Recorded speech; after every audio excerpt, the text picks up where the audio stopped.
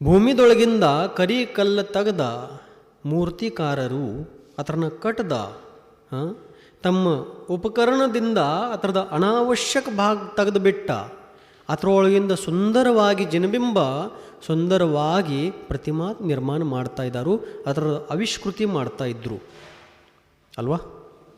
ಅದೇ ಪ್ರಕಾರ ನಿಮ್ಮ ಒಳಗನು ಭಗವಾನ್ ಆತ್ಮ ವಿರಾಜಮಾನಿದ. ಆದ್ರೆ ಯಾವ ಪ್ರಕಾರ ಅನಗಡ ಪಾಷಾಣದೊಳಗ ಅನಾವಶ್ಯಕ ಭಾಗ ಸಹಭಾಗಿ ಆಗಿಂತಲೇ ಅದರೊಳಗೆ ಇದ್ದಂಥ ಭಗವತ್ ಸ್ವರೂಪ ವ್ಯಕ್ತ ಆಗಂಗಿಲ್ಲ, ವ್ಯಕ್ತ ಕಾಣಂಗಿಲ್ಲ. ಅದೇ ಪ್ರಕಾರ ನಮ್ಮ ಆತ್ಮ ಸ್ವಭಾವದೊಳಗೆ ಅನಾದಿ ಕಾಲದಿಂದ ಜ್ಞಾನಾವರಣಾದಿ ದ್ರವ್ಯಕರ್ಮ, ರಾಗದ್ವೇಷಾದಿ ಭಾವಕರ್ಮ ಮತ್ತು ಔದಾರಿಕ ಶರೀರಾದಿ ನೋಕರ್ಮ ಸೇರಿಬಿಟ್ಟಿದ್ದಾವೆ, ಪ್ರವೇಶ ಮಾಡಿಬಿಟ್ಟಾವೆ. ಇನ್ನು ನೀವು ಎಲ್ಲರೂ ಮೂರ್ತಿಕಾರ ಆಗೋದೈತಿ. ಏನಾಗೋದೈತಿ? ಮೂರ್ತಿಕಾರ ಆಗೋದೈತಿ. ಬ್ಯಾರೆ ಮೂರ್ತಿಕಾರರು, ಬ್ಯಾರೆ ಶಿಲ್ಪಕಾರರು ಭೂಮಿಯಲ್ಲಿ ಇದ್ದಂಥ ಕಲ್ಲ ಬಂಡೆ ತಗೊಂಡ ಅದರೊಳಗಿಂದ ಅನಾವಶ್ಯಕ ಭಾಗ ತೆಗೆದ ಅದರೊಳಗೆ ಪ್ರತಿಮಾ ಪ್ರಕಟ ಮಾಡ್ತಾ ಇದ್ದಾರು. ನಾವು ಏನು ಮಾಡೋದೈತಿ? ನಾವು ಸ್ವತಃ ವೀತರಾಗ್ ಸರ್ವಜ್ಞ ಭಗವಂತರು ಹೇಳಿದಂಥ ರತ್ನತ್ರಯ ಧರ್ಮಸ್ವರೂಪ ಉಪಕರಣ ಸ್ವೀಕಾರ ಮಾಡಿ ಅದರ ಸಹಾಯತೆಯಿಂದ ನಮ್ಮ ಒಳಗೆ ಸೇರಿದಂಥ ಎಲ್ಲ ದ್ರವ್ಯಕರ್ಮ, ಭಾವಕರ್ಮ, ನೋಕರ್ಮಗಳಿಗೆ ನಷ್ಟ ಮಾಡಿಬಿಟ್ಟು ನಮ್ಮ ಒಳಗಿಂದ ನಿಜಬಿಂಬ ಅರ್ಥಾತ್ ಆತ್ಮಸ್ವರೂಪದ ಶುದ್ಧಾತ್ಮ ಸ್ವರೂಪದ ಪ್ರಗಟೀಕರಣ ಮಾಡೋದೈತಿ. ಏನು ಮಾಡೋದೈತಿ? ನಾವು ಸ್ವತಃ ಭಗವಾನ್ ಆಗೋದೈತಲ್ವಾ. ಈಗ ಸಂಸಾರದಲ್ಲಿ ಏನು ಪರಿಭ್ರಮಣ ಮಾಡ್ತಾ ಇದ್ದೇವ ಹಂಗೆ ಇದ್ದು ಬಿಡುನು ಬೇಡ. ಹುಟ್ಟು ಸಾವು ಅನಾದಿ ಕಾಲದಿಂದ ಎಲ್ಲ ಅನಂತ ದುಃಖ ಅನುಭವ ಮಾಡ್ಕೋತ ನಾವು ಎಲ್ಲ ಸಂಸಾರ ಪರಿಭ್ರಮಣ ಮಾಡ್ಕೋತ ಇಲ್ಲಿ ತನಕ ಬಂದಿದ್ದೇವೆ. ಇನ್ನು ಮುಂಚೆ ಇಲ್ಲಿನ ಮುಂದೆ ನಮಗೆ ಭಗವಾನ್ ಜಿನೇಂದ್ರ ದೇವ್ ಹೇಳಿದಂಥ ರತ್ನತ್ರಯ ಧರ್ಮದ ಆರಾಧನೆ ಮಾಡೋದೈತಿ, ಮುಕ್ತಿ ದಾರಿ ಹಿಡ್ಕೊಂಡ ಮಾರ್ಗಕ್ರಮಣ ಮಾಡೋದೈತಿ ಅಲ್ವಾ. ತಿಳಿತಾ ಇದೆ ಅಲ್ರಿ? ಏನು ಕಥೆ ಹೇಳಿ? ಒಬ್ಬಿದ್ದ ರಾಜ, ಒಬ್ಬಿದ್ದಳು ರಾಣಿ. ಹೇಳಿ, ಕಥೆನೂ ಹೇಳುತ್ತೇನೆ, ಆದ್ರೆ ಕಥೆ ಕೇಳಿ ವ್ಯಥೆ ಮೀರಂಗಿಲ್ಲ. ಅದರ ಸಲುವಾಗಿ ತತ್ವದ ಸ್ವರೂಪ ತಿಳುವಳಿಕೆ ನಮ್ಮಲ್ಲಿ ಬರಬೇಕು. ನಮ್ಮ ದ್ಯಾವ್ರ್ಯಾರ? ನಮ್ಮ ದೇವರಂದ್ರೆ ಮಾತ್ರ ಒಂದು ಪಾಷಾಣ ಅಥವಾ ಮಾತ್ರ ಒಂದು ಧಾತು ಇಲ್ಲ. ನಮ್ಮ ದೇವರಂದ್ರೆ ವೀತರಾಗಿ, ಸರ್ವಜ್ಞ, ಹಿತೋಪದೇಶಿ ಇಂಥ ಮಹಾನ್ ಲಕ್ಷಣ ಧಾರಣ ಮಾಡಿಕೊಂಡ ಇಡೀ ವಿಶ್ವದೊಳಗ ಮಹಾದೇವಾಧಿದೇವ್ ವೀತರಾಗ ಸರ್ವಜ್ಞ ತೀರ್ಥಂಕರ ಪರಮ ದೇವ ಆದರು. ಮತ್ತು ಅವರು ತಮ್ಮ ಆತ್ಮಕಲ್ಯಾಣ ಮಾಡೋ ಪ್ರಸಂಗದೊಳಗೆ ಇಡೀ ವಿಶ್ವದೊಳಗೆ ಇದ್ದಂಥ ಎಲ್ಲ ಪ್ರಾಣಿ ಮಾತ್ರಿಗೆ ಏನು ಮಾಡ್ರು? ಯಾವುದು ಸ್ಪೃಹ ಇಟ್ಕೊಂಡಿಲ್ದ, ಯಾವುದು ಇಚ್ಛೆ, ಪ್ರತಿ ಉಪಕಾರದ ಭಾವನೆ ಇಟ್ಕೊಂಡಿಲ್ದ ನಮ್ಮೆಲ್ಲರ ಮ್ಯಾಗ ಪ್ರತಿ ಉಪಕಾರ ಭಾವನೆಯಿಂದ, ಪರೋಪಕಾರ ಭಾವನೆಯಿಂದ ಮೋಕ್ಷ ಮಾರ್ಗದ ಉಪದೇಶ ವರ್ಷಾವ ಮಾಡಿಬಿಟ್ರು. ನಮ್ದು ಕರ್ತವ್ಯದ ನೋಡ್ರಿ, ಮ್ಯಾಗ ನಭಾಂಗಣದೊಳಗೆ ಮೇಘಪಟಲ ಬರುತ್ತವೆ ಅಲ್ವಾ. ಮೇಘಪಟಲ ಏನಂತೀರಿ ನೀವು? ಮೋಡ. ಭಾಳಷ್ಟು ಮೋಡ ಆಗುತ್ತವೆ. ಮೋಡ ಏನು ಮಾಡುತ್ತಾವು? ಗಾಳಿ ಹತ್ರ ಎಲ್ಲ ನೀರು ವರ್ಷಾವ ಮಾಡಿಬಿಡ್ತಾವು ಅಲ್ವಾ. ಆದ್ರೆ ಸುಪೀಕ್ ಅಥವಾ ಉರ್ವರ ಭೂಮಿಯಲ್ಲಿ ಆ ನೀರು ಬಿದ್ದ ಕೂಡಲೇ ಆ ನೀರ ತುಂಬ ಚೆನ್ನಾಗಿ ಎಲ್ಲ ಬೆಳೆಸ್ತಾವು.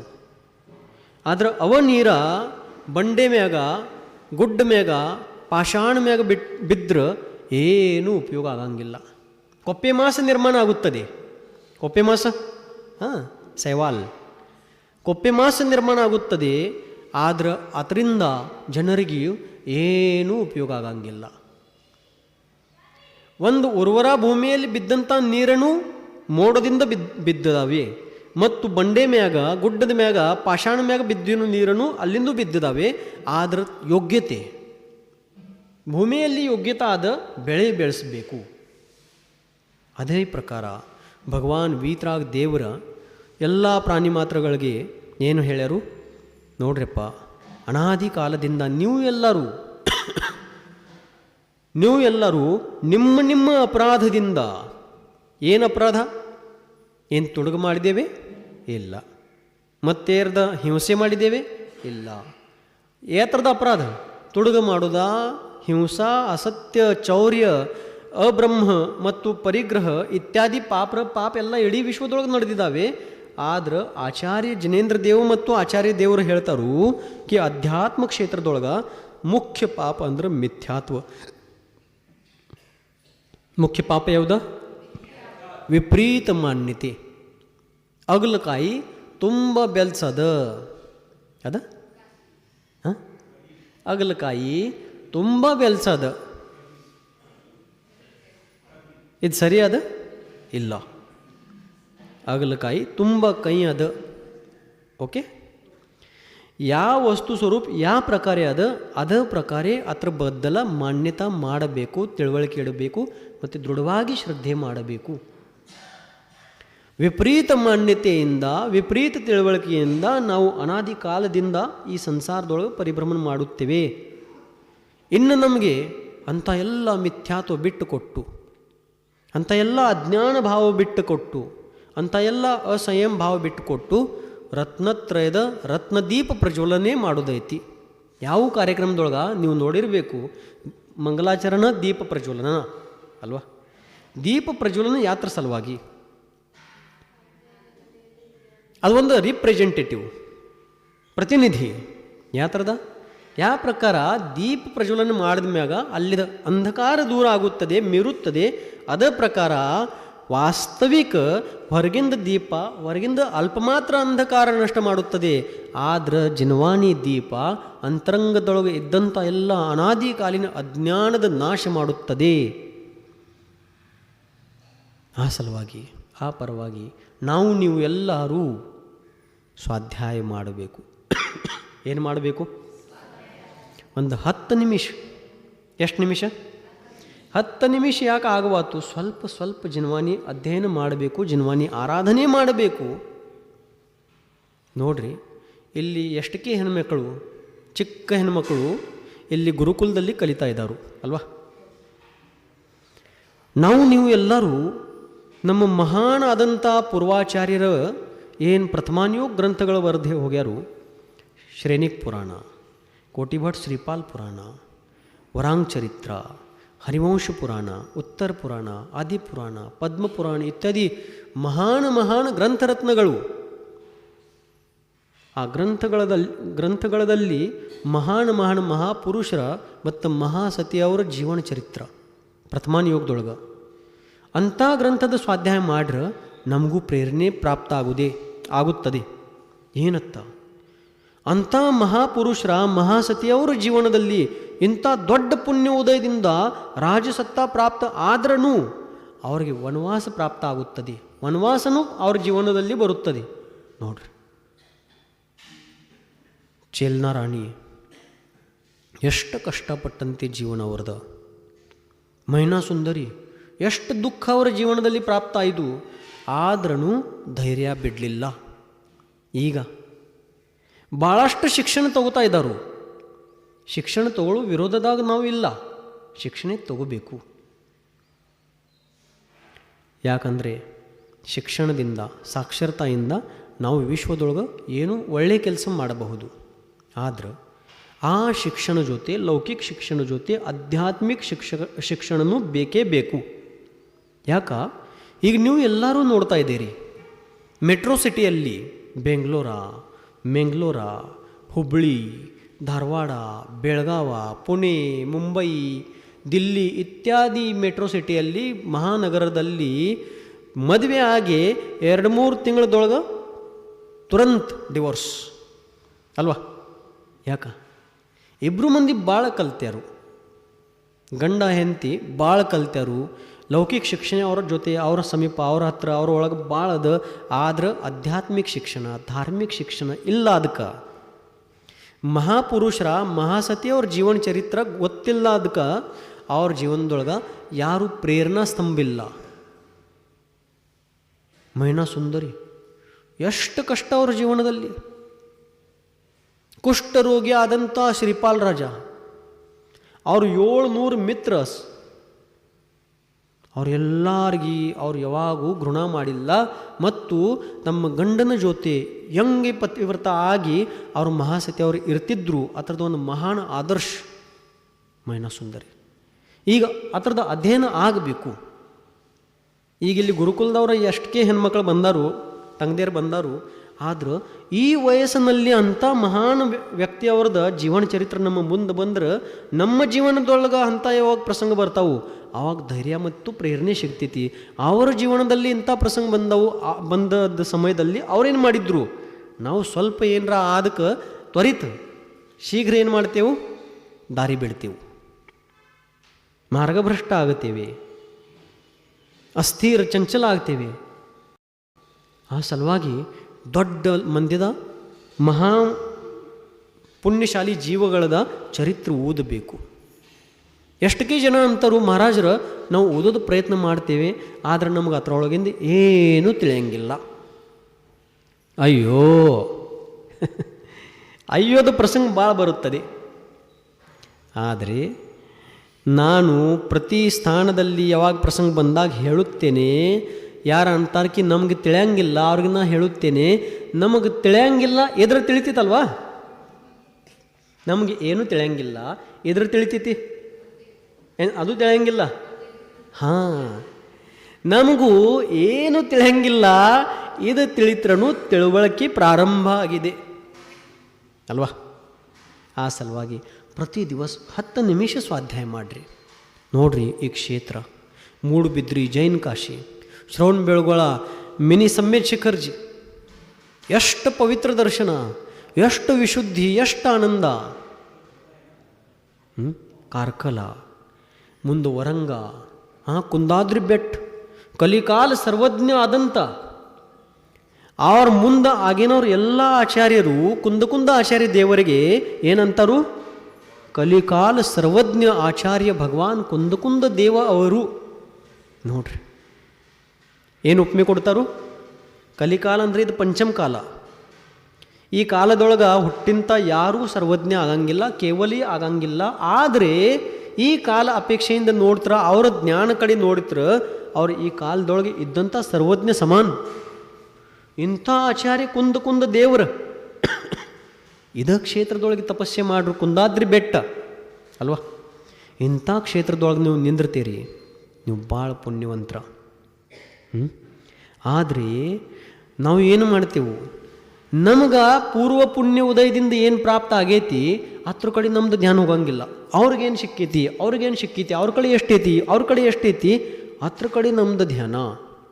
ಮತ್ತು ಅದ್ರ ಕಡೆ ಅಂದರೆ ಯಾತ್ರ ಕಡೆ, ಅವ್ರ ಮನೆ ಎಷ್ಟು ದೊಡ್ಡದ, ಅವ್ರ ಬ್ಯಾಂಕ್ ಬ್ಯಾಲೆನ್ಸ್ ಎಷ್ಟ, ಅವ್ರ ಎಂಥ ಬಟ್ಟೆ ಧಾರಣೆ ಮಾಡ್ತಾರೋ, ಅವ್ರ ಕಾಲಲ್ಲಿ ಎಂಥ ಬ್ರ್ಯಾಂಡೆಡ್ ಚಪ್ಪಲ, ಅವ್ರು ಎಂಥ ವಾಚ್ ಹಾಕ್ಯಾರು ಕೈಯಲ್ಲಿ, ಅವ್ರ ಕಡೆ ಮೊಬೈಲ್ ಎಂಥ ಹೈಫೈ, ಎಲ್ಲ ಭೌತಿಕ ವಸ್ತುಗಳ ಕಂಡು ನಾವೇನು ಮಾಡ್ತೇವೆ, ನಮ್ಮ ತುಲನೆ ಅವ್ರ ಜೊತೆ ಮಾಡ್ತೇವೆ. ಖರೆ ಮಾತ್ರ ಬ್ಯಾರೆ ಇಡೀ ವಿಶ್ವದೊಳಗೆ ಇದ್ದಂಥ ಎಲ್ಲ ಜೀವಗಳಲ್ಲಿ ನಮಗೆ ಪೂರ್ವ ಪುಣ್ಯ ಉದಯದಿಂದ ಎಂಥ ವಿಶ್ವವಂದ್ಯ ಜೈನ ಧರ್ಮ ಪ್ರಾಪ್ತ ಆಗಿದೆ. ಮನುಷ್ಯಗತಿ, ಜೈನ ಕುಲ, ಧಾರ್ಮಿಕ ಕ್ಷೇತ್ರ, ಧಾರ್ಮಿಕ ಪರಿವಾರ, ದೇವಶಾಸ್ತ್ರ ಗುರುಗಳ, ದ್ರವ್ಯ ಕ್ಷೇತ್ರ ಕಾಲಭಾವ ಮತ್ತು ಧರ್ಮಾತ್ಮ ಅವರ ಸಂಗತಿ ಇತ್ಯಾದಿ ಎಷ್ಟಕ್ಕೆ ಒಳ್ಳೆಯ ಮಾತುಗಳು ನಮಗೆ ಪ್ರಾಪ್ತ ಆಗಿದ್ದಾವೆ. ಅದ್ರ ಕಡೆ ನಮ್ದು ಧ್ಯಾನ ಹೋಗಂಗಿಲ್ಲ. ಯಾಕೆ ಹೋಗಂಗಿಲ್ಲ? ಆದರೆ ನಮ್ಗೆ ಆ ಥರದ ಮೂಲ್ಯ ಗೊತ್ತಿಲ್ಲ. ನಾವು ಭೌತಿಕವಾದಿ ದೃಷ್ಟಿಕೋನ ಧಾರಣ ಮಾಡಿಕೊಂಡಿದ್ದೇವೆ. ಕನ್ನಡ ತಿಳಿತೈತೆ ಅಲ್ವಾ? ನನಗೆ ಸ್ವಲ್ಪ ಬರುತ್ತದೆ ಅಲ್ವಾ? ಹಾಂ, ಎಂಚ ಉಲ್ಲರ ನೀವು? ಸೌಖ್ಯ ಉಲ್ಲ, ಹುಷಾರುಲ್ಲ? ಹಾಂ, ಇರಲಿ. ಆದರೆ ನಾವು ಬೇರೆದವ್ರ ಕಡೆ ನೋಡಿ ಅವ್ರದ್ದೆಲ್ಲ ವೈಭವ, ಐಶ್ವರ್ಯ, ಸಂಪತ್ತಿ ಅಥವಾ ಸ್ಟೇಟಸ್, ಗ್ಲ್ಯಾಮರ್ ನೋಡಿ ನಮ್ಮದು ಉಪಲಬ್ಧಿ ಅವ್ರ ಜೊತೆ ಕಂಪೇರ್ ಮಾಡಿ ದುಃಖಿ ಆಗೋ ಪಾಲ್ದ ಪೂರ್ವ ಪುಣ್ಯ ಉದಯದಿಂದ ಈ ವರ್ತಮಾನ ಜೀವನದೊಳಗೆ ನಮಗೇನು ಆಧ್ಯಾತ್ಮಿಕ ಉಪಲಬ್ಧಿ ಮಾಡಬೇಕು ಅಂಥ ಸಾಧನೆಗಳು ಪ್ರಾಪ್ತ ಆಗಿದ್ದಾವೆ, ಹತ್ರ ಕಡೆ ನೋಡಬೇಕು. ಮತ್ತು ಇಲ್ಲಿ ಗುರುಕುಲದಲ್ಲಿ ಎಲ್ಲ ಕಲಿಯಂಥ ನಮ್ಮ ತಂದೆರ ಇವರು ಎಲ್ಲ ಹೆಣ್ಮಕ್ಕಳು ಮುಂದೆ ಹೋಗಿ ಈ ಗುರುಕುಲ ಶಿಕ್ಷಣ ಪ್ರಣಾಳಿ ಮಾಧ್ಯಮದಿಂದ ಚೇಲನಾ ರಾಣಿ ಮತ್ತು ಮೈನಾ ಸುಂದರಿ ಅವ್ರದ್ದು ಭೂಮಿಕೆ ಒಪ್ಕೋಬೇಕು, ನಮ್ಮ ಜೀವನದಲ್ಲಿ ಧಾರಣ ಮಾಡ್ಕೋಬೇಕು. ನಿಮ್ಮಲ್ಲಿ ಭಾಳ ಶಕ್ತಿ ಅದ. ಹಿಂದಿ ಭಾಷೆಯಲ್ಲಿ ಒಂದು ನೀತಿಕಾರರು ಭಾಳ ಒಳ್ಳೆಯ ಅಂತ ಒಂದು ಗಾದೆಯ ಮಾತು ಹೇಳಿರುತ್ತಾರೆ. ಅವ್ರು ಏನಂತಾರು, ಏಕ ನಾರಿ ಪಢೇಗಿ 7 ಪೀಢಿ ತರೇಗಿ. ಏನು ಹೇಳಿದ್ರು? ಏಕ ನಾರಿ ಪಢೇಗಿ 7 ಪೀಢಿ ತರೇಗಿ. ಅಂದರೆ ಒಬ್ಬಳು ಹೆಣ್ಮಕ್ಕಳು ಸುಶಿಕ್ಷಿತ ಸಾಕ್ಷರ ಆದಳು, ಧಾರ್ಮಿಕವಾಗಿ ಆದಳಂದ್ರೆ ಎಷ್ಟಕ್ಕೆ ಜನ್ರೇಷನ್ದು ಉದ್ಧಾರ ಆಗುತ್ತದೆ? 7 ಆಯಿತು, ಅದೊಂದು ಸಾಮಾನ್ಯ ಮಾತಾಯಿತು. ಆ ಸಲುವಾಗಿ ನೀವು ಎಲ್ಲರೂ ಮಹಿಳೆಯರು ನಿಮ್ಮ ನಿಮ್ಮ ಮನೆಯಲ್ಲಿ ಇದ್ದಂಥ ಶ್ರೇಣಿಕ ರಾಜ ಅವರಿಗೆ, ಯಾರಿಗೆ? ನೀವೆಲ್ಲರೂ ಚೇಲನಾ ರಾಣಿ, ನೀವೆಲ್ಲರೂ ಏನು ಮಾಡಬೇಕು? ನಿಮ್ಮ ನಿಮ್ಮ ಶ್ರೇಣಿಕ ರಾಜ ಅವರಿಗೆ ಇಲ್ಲಿ ಮಂದಿರ ದಾರಿ, ಬಸ್ತಿ ದಾರಿ ತೋರಿಸಬೇಕು. ಯಾಕೆ ತೋರಿಸ್ಬೇಕು? ನೀವ ಪತ್ನಿ ಇದ್ದೀರಿ ಏನು ಧರ್ಮ ಪತ್ನಿ? ಹೇಳ್ರಿ, ಪ್ರಾಮಾಣಿಕವಾಗಿ ಹೇಳ್ರಿ ಅಲ್ವಾ? ನಿಮ್ಮ ನಿಮ್ಮ ಯಜಮಾನರಿಗೆ ನೀವು ಧರ್ಮದ ದಾರಿ ತೋರಿಸ್ತೀರಿ, ಪ್ರೇರಣೆ ಕೊಡ್ತೀರಿ. ಅವ್ರ ಧಾರಣ ಮಾಡ್ಕೊಳ್ಳಿ ಬಿಡಲಿ, ನೀವು ಪ್ರೇರಣೆ ಕೊಡ್ತೀರಿ. ನಿಮ್ಮ ಭೂಮಿಕಾ ನೀವು 100% ಪ್ರಾಮಾಣಿಕ ತನ್ಲೆ ಪಾಲನೆ ಮಾಡ್ತೀರೇ ಇಲ್ವಾ ಅಲ್ವಾ? ಆ ಸಲುವಾಗಿ ನಿಮ್ಮ ಮ್ಯಾಗ ಭಾಳ ಜವಾಬ್ದಾರಿ, ದೊಡ್ಡ ಉತ್ತರದಾಯಿತ್ವ. ಭಾಳ ಸಮಯ ಆಗಿದೆ. ಧರ್ಮದ ವರ್ಣನೆ ಎಷ್ಟು ಮಾಡಬೇಕಷ್ಟು ಅಲ್ಪ ಅದು. ಯಾಕಂದರೆ ಗಣಧರ ಪರಮೇಷ್ಠಿ ಅವರು ಸರ್ವಾರ್ಥ ಸಿದ್ಧಿ ವಿಮಾನದಲ್ಲಿ ಇದ್ದಂಥ ಎಲ್ಲ ದ್ವಾದಶಾಂಗ ಪಾಠಿ ದೇವಗಳು ಅವರು ಪೂರ್ತಿ ಧರ್ಮ ಚರ್ಚೆ ಮಾಡ್ಲಿಕ್ಕೆ ಸಮರ್ಥಿಲ್ಲ. ನಮ್ಮಂಥ ಅಲ್ಪ ಶಕ್ತಿ ಅಲ್ಪ ಬುದ್ಧಿ ಇರುವಂಥ ಜನರು ಏನು ಧರ್ಮದ ಮಹಿಮೆ ಹೇಳವ್ರ. ಆದ್ರೆ ನೀವು ಇಷ್ಟ ತಿಳ್ಕೋಬೇಕು, ಕಿವೀತ್ರಾಗ್ ಸರ್ವಜ್ಞ ತೀರ್ಥಂಕರ್ ಪರಂ ದೇವ್ ಆದಂಥ ಮಹಾನ್ ದೇವಾಧಿದೇವಗಳು ನಮ್ಮ ಎಲ್ಲರೂ ಹಿತಪರವಾಗಿ ಇಂಥ ಚೆನ್ನಾಗಿ ರತ್ನತ್ರಯ ದಾರಿ ಹೇಳಿಕೊಟ್ಟ್ಯಾರು, ತಿಳಿಸ್ಕೊಟ್ಟ್ಯಾರು.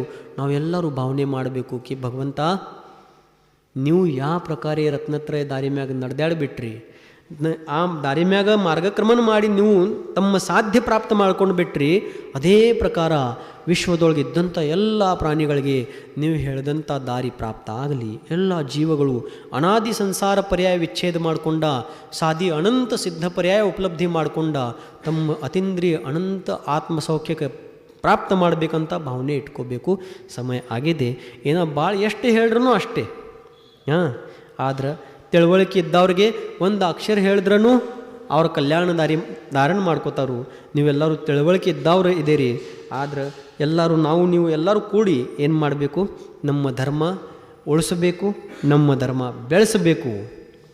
2 ಕೆಲಸ ಯಾವುದೇ? ಮೊದಲ ಉಳಿಸಬೇಕು. ಯಾಕೆ ಉಳಿಸಬೇಕು? ಈಗ ನಮ್ಮ ಯಂಗ್ ಜನ್ರೇಷನ್ರ ಆ್ಯಂಡ್ ಅವರ ಯುವತಿಯರಾಗಲಿ ಅಥವಾ ಯುವಕರಾಗಲಿ ಅವರ ಧರ್ಮದಿಂದ ವಿಮುಖ ಆಗ್ತಾ ಇದ್ದರು.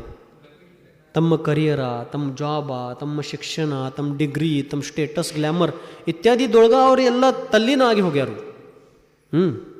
ಆದ್ರೆ ಅವ್ರಿಗೆ ನೀವು ಕೊಡಬೇಕು ಕಿ ಮಾತ್ರ ಪರಿಶ್ರಮ ಮಾಡಿದ್ರೆ, ಮಾತ್ರ ಶಾರೀರಿಕ ಪರಿಶ್ರಮ ಮಾಡಿದ್ರೆ ಸಕ್ಸೇಸ್ ಸಿಗಂಗಿಲ್ಲ.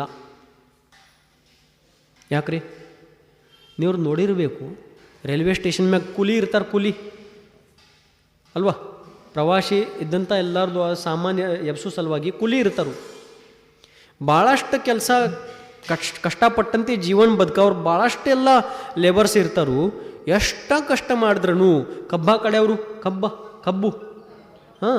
ಕಬ್ಬು ಕಡೆಯವರು ಎಷ್ಟು ಲೇಬರ್ಸ್ ಕಷ್ಟಪಟ್ಟಂತೆ ಜೀವನ ಅವ್ರದ್ದು. ಆದ್ರೆ ಇಷ್ಟು ಕಷ್ಟ ಮಾಡಿದ್ರೂ ಅವ್ರಿಗೆ ಅಲ್ಪ ಮಾತ್ರನೂ ಸಕ್ಸಸ್ ಇಲ್ಲ. ಮತ್ತು ಬೇರೆ ಎಷ್ಟಕ್ಕೆ ಜನ ಸಫಲತೆಯ ಶಿಖರ ದಾಟ್ಯಾರು. ಯಾಕ್ರಿ? ಅವ್ರ ಶಾರೀರಿಕ ಶ್ರಮ ಕಮ್ಮಿ, ಆದ್ರೆ ಪುಣ್ಯೋದಯ ಭಾಳ ಅದ. ಆ ಸಲುವಾಗಿ ಶಾರೀರಿಕ ಶ್ರಮ ಜೊತೆ ಪುಣ್ಯ ಉದಯ ಇದ್ರನ ಸಫಲತಾ ಪ್ರಾಪ್ತ ಆಗುತ್ತದೆ. ತಿಳಿಸಿಕೊಡ್ರಿ, ನಮ್ಮ ಮಕ್ಕಳಿಗೆ ತಿಳಿಸಿಕೊಡ್ರಿ. ನೀವು ಮಾತ್ರ ಅಧ್ಯಯನ ಮಾಡು, ಸಾಲಿ ಕಲಿ, ಇಷ್ಟ ಹೇಳಬೇಡ್ರಿ. ಕರ್ಮ ಸಿದ್ಧಾಂತ ಮತ್ತು ಅಧ್ಯಾತ್ಮದ ಸ್ವಲ್ಪ ಸ್ವಲ್ಪ ಅವ್ರಿಗೆ ಏನು ಕೊಡಬೇಕು, ಗುಟಿ ಹಾಕಬೇಕು. ಗುಟಿ ಅಲ್ಲ, ಸಣ್ಣ ಇದ್ದಾಗ ಮಕ್ಕಳಿಗೆ ಏನು ಕೊಡಿಸ್ತಾರಲ್ಲದ ಗುಟಿ, ಖಾರಕ, ಹಾಂ, ಮಾತ್ರೆ, ಮಾತ್ರೆ, ಹಾಂ, ಮಾತ್ರೆ ಕೊಡ್ತಾರಲ್ಲ, ಖಾರಕ ಮತ್ತು ಏನೇನು ಇರ್ತಿತ್ಲಿ ಅದು ಕಲ್ಲ ಮ್ಯಾಗ ತಿಕ್ಕಿ ಹತ್ರ ಪೇಸ್ಟ್ ಮಾಡಿ ಕೊಡ್ತಾರೆ ಗುಟಿ. ಆ ಗುಟಿ ಜೊತೆ ಮಾತ್ರೆ ಜೊತೆ ಏನು ಕೊಡಬೇಕು, ಕರ್ಮ ಸಿದ್ಧಾಂತ ಮತ್ತು ಅಧ್ಯಾತ್ಮದ ಗುಟಿ ಮಾತ್ರೆ ಸ್ವಲ್ಪ ಸ್ವಲ್ಪ ಕೊಡಬೇಕಪ್ಪ. ನೀ ಪುಣ್ಯ ಕೆಲಸ ಮಾಡಿದೀಯ, ಆ ಪುಣ್ಯ ಉದಯ ಆಯ್ತರ ನೀ ಏನು ಬೇಡ್ತಿ ಅದು ಎಲ್ಲ ಪ್ರಾಪ್ತ ನಿನ್ನ ಕೈಯಲ್ಲಿ ಬರ್ತೈತಿ. ಮತ್ತು ಪುಣ್ಯ ಉದಯ ಇಲ್ಲ, ಅದಕ್ಕೆ ನೀ ಇಡೀ ವಿಶ್ವದೊಳಗೆ ಎಷ್ಟೋ ಅಡ್ಡಾಡಿದ್ರೂ ನಿಂಗೂ ಏನು ನಿನ್ನ ಮುಂದಿದ್ರೂ ಪ್ರಾಪ್ತ ಆಗಂಗಿಲ್ಲ. ತಿಳಿಸ್ಕೊಡ್ರಿ. ಮತ್ತು ಮುಂದಿನ ಮಾತು ಏನೈತಿ, ಪುಣ್ಯ ಉದಯದೊಳಗೆ ಏನು ಪ್ರಾಪ್ತ ಆದ್ರೂ ಯಾವಾಗ ತಕ ಪುಣ್ಯ ಉದಯ ಐತಿ ಅವಾಗ ತಕ ಅದು ವಸ್ತು ನಮ್ಮ ಕೈಯಲ್ಲಿ ಐತಿ. ಪುಣ್ಯ ಉದಯ ಮೀರಿದ ಮ್ಯಾಗ ಅದು ಮುಂದಿದ್ರೂ ನಮಗೆ ಆ ಥರದ ಲಾಭ ಆಗಂಗಿಲ್ಲ. ಮತ್ತು ಪುಣ್ಯ ಪಾಪದ ಸೀಮೆ ದಾಟಿ ನಮ್ಮ ಆತ್ಮಸ್ವರೂಪ ಅಂದ್ರೆ ಕರ್ಮಾತೀತ್, ಅತೀಂದ್ರಿಯ ಆತ್ಮಸ್ವರೂಪ. ಸ್ವಲ್ಪ ಸ್ವಲ್ಪ ಹೇಳ್ರಿ, ಮಕ್ಕಳಿಗೆ ಹೇಳ್ರಿ. ನಮ್ಮ ಜೈನ ಧರ್ಮ ಅಂದ್ರೆ ಅಂಧಶ್ರದ್ಧೆಯ ಪರಿಪಾಟಿ ಧರ್ಮ ಇಲ್ಲ. ನಮ್ಮ ಜೈನ ಧರ್ಮ ಅಂದ್ರೆ ವೈಜ್ಞಾನಿಕ ಧರ್ಮ.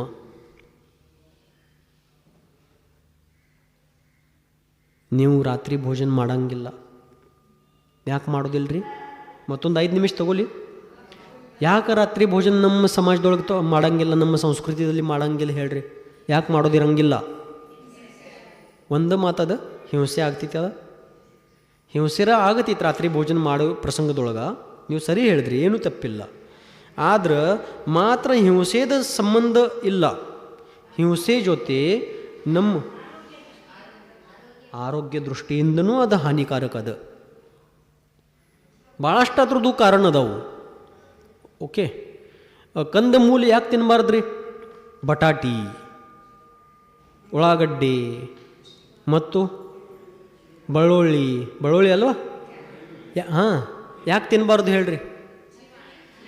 ನೋಡ್ರಿ, ಅನಂತಕಾಯಿಗೆ ಜೀವ ಅದ್ರೊಳಗೆ ಇದ್ರೂ ಅದಾಯಿತು ಧಾರ್ಮಿಕ ದೃಷ್ಟಿಯಿಂದ. ಈಗ ರೀಸೆಂಟ್ಲಿ ಈಗ ಸದ್ಯ ಡಾಕ್ಟ್ರ್ ಹೇಳ್ತಾರೆ, ಇದ್ರೊಳಗೆ ಡಾಕ್ಟ್ರ್ ಯಾರು ಇದ್ದಾರೇನು? ಇದ್ರೊಳಗೆ ಈ ಸಭೆಯಲ್ಲಿ ಯಾರೂ ಡಾಕ್ಟ್ರ್ ಇಲ್ಲ? ಡಾಕ್ಟ್ರುಗಳು ಇದ್ದಾರು. ಡಾಕ್ಟ್ರ್ ಹೇಳ್ತಾರು. ಇನ್ನು ಡಾಕ್ಟರ್ಸ್ ಏನು ಹೇಳ್ತಾ ಇದ್ದಾರೆ ಈಗ ಪೇಷಂಟ್ಸ್ಗೆ? ನೋಡ್ರಿ, ಯಾರು ಶುಗರ್ ಪೇಷಂಟ್ಸ್ ಇದ್ದಾರು, ಯಾವ ಪೇಷಂಟ್ಸ? ಶುಗರ್ ಪೇಷಂಟ್ಸ, ಅಥವಾ ಯಾರಿಗೆ ಭಾಳಷ್ಟು ಕೊಲೆಸ್ಟ್ರಾಲ್ ಮತ್ತು ಫ್ಯಾಟ್ ವೃದ್ಧಿ ಆಗಿದೆ ಶರೀರದೊಳಗೆ, ಅವ್ರಿಗೆ ಡಾಕ್ಟರ್ಸ್ ಹೇಳ್ತಾ ಇದ್ದಾರೆ ನೀವು ಬಟಾಟಿ ತಿನ್ನಬೇಡ್ರಿ. Doctor yes or no? Yes. ನೋಡ್ರಿ, ನಮ್ಮ ಫಿಸಿಕಲ್ ಸೈನ್ಸ್ಗಾದ ಅನುಕೂಲ ಇಲ್ಲ. ಓಕೆ, ಆ ಸಲುವಾಗಿ ಇತ್ಯಾದಿ ಭಾಳಷ್ಟು ಕಾರಣಗಳು. ನೋಡ್ರಿ, ಡಾಕ್ಟರ್ಸಿಗೆ ಏನು ಹೇಳ್ತಾ ಇದ್ದರು, ಈಗ ಸದ್ಯ ಮಾಡಿದಂಥ ಎಲ್ಲ ಏನು ಅಡುಗೆ ಅದ, ರೊಟ್ಟಿ, ತರಕಾರಿ ಇತ್ಯಾದಿ ಏನದ ನೀವು ಭಾಜಿ ಅದ ಮಾಡೇರಿ, ಸದ್ಯ ಮಾಡಿದ ಕೂಡಲೇ ಊಟ ಮಾಡಿರಿ. ತಾಜಾ ಊಟ, ತಾಜಕ ಏನಂತೀರಿ? ಫ್ರೆಶ್ ಇಂಗ್ಲೀಷ್ದೊಳಗೆ ಐತ್ರಿ, ಕನ್ನಡ ಹೇಳ್ರಿ. ಹಾಂ, ತಾಜಾ. ಹಾಂ, ಈಗ ಸದ್ಯ ಮಾಡಿದಂಥ ಎಲ್ಲ ಏನು ಅಡುಗೆ ಐತಿ, ಊಟ ಐತಿ, ರೊಟ್ಟಿ ಒಣಿಕೆ ಅದ, ಅದೆಲ್ಲ ಸದ್ಯ ತಿಂದು ಬಿಡ್ರಿ. ಯಾಕ? ತಂಗಳ ಆದ ಕೂಡಲೇ 6 ಗಂಟೆ ದಾಟಿದ ಮ್ಯಾಗ ಅದ್ರೊಳಗೆ ಬ್ಯಾಕ್ಟೀರಿಯಾಸ್ ಉತ್ಪನ್ನ ಆಗುತ್ತವೆ. ನಾನಾ ಪ್ರಕಾರಿಯ ಜೀವಾಣು ಉತ್ಪನ್ನ ಆಗುತ್ತವೆ. ನಮ್ಮ ಶರೀರಕ್ಕೆ ಭಾಳ ಹಾನಿಕಾರಕ. ಡಾಕ್ಟರ್ಸ್ ಹೇಳ್ತಾ ಇದ್ರು ತಾಜಾ ಊಟ ಮಾಡಿರಿ. ನಮ್ಮ ಜೈನ ಧರ್ಮದೊಳಗೆ ಶ್ರಾವಕಾಚಾರದೊಳಗೆ ಹೇಳಿದ್ರು, ಯಾವುದು ಅಡುಗೆ ರೊಟ್ಟಿ ಒಣಿಕೆದ ಮಾಡಿದ ಕೂಡಲೇ 6 ಗಂಟೆ ಒಳಗೆ ಅದು ಊಟ ಮುಗಿಸ್ಬೇಕು, ಅನ್ನ ಮುಗಿಸ್ಬೇಕು. ಏನ್ರಿ ಡಾಕ್ಟ್ರ್, ಸರಿ ಅದಲ್ರಿ? ನಮ್ಮ ಧರ್ಮ ಭಾಳ ವೈಜ್ಞಾನಿಕ ಧರ್ಮ. ಇವೆಲ್ಲ ಗಿಡಗಳು, ಬಳ್ಳಿ, ಹುಲ್ಲ ಇತ್ಯಾದಿ ಏನು ವನಸ್ಪತಿ ಇದಾವು, ಈ ನಿಮ್ಮದು ಭೌತಿಕ ಸೈನ್ಸ ಅದಕ್ಕೆ ವನಸ್ಪತಿಗ ಜೀವ ತಿಳಿದಾಗ್ತಿತ್ತು. ಎಷ್ಟಕ್ಕೆ ದಶಕ ಪೂರ್ವ ಮೊದಲ ನಿಮ್ಮ ಭೌತಿಕ ಸೈನ್ಸ, ಸಾಲಿ ಸೈನ್ಸ ಅದಕ್ಕೆ ಜೀವ ತಿಳಿಲಾಗ್ತಿತ್ತು, ಮಾನ್ಸುಲಾಗ್ತಿದ್ರು ಅವ್ರ. ಮುಂದೆ ಹೋಗಿ ಜಗದೀಶ್ ಚಂದ್ರ ಬಸು ಅಂತ ಹೆಸರಿದ್ದವ್ರ ಒಬ್ಬರು ವೈಜ್ಞಾನಿಕ ಆದರೂ ಅವರ ಸಿದ್ಧ ಮಾಡಿ ಕೊಟ್ಟರು ಈ ವನಸ್ಪತಿನೂ ಜೀವದ. ನಮ್ಮ ಜೈನ ದರ್ಶನದೊಳಗೆ 5 ಪ್ರಕಾರ ಸ್ಥಾವರಕಾಯಿಕ ಜೀವಗಳಲ್ಲಿ ವನಸ್ಪತಿ ಕಾಯಿಕ ಜೀವ.